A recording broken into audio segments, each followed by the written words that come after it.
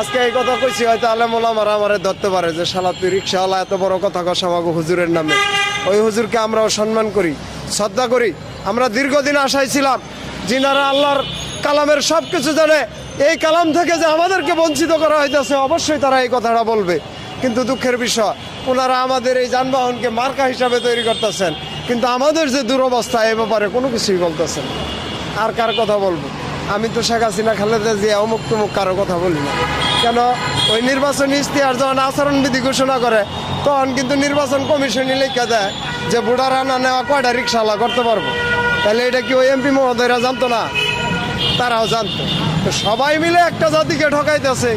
আমি একলা বলে কি এটার পার করতে পারবো? তারপরেও আমার যতটুকু সম্ভব আমি বলতেই থাকবো।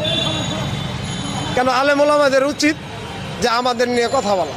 আমরা হক বঞ্চিত, আমরা মৌলিক অধিকার বঞ্চিত, মানব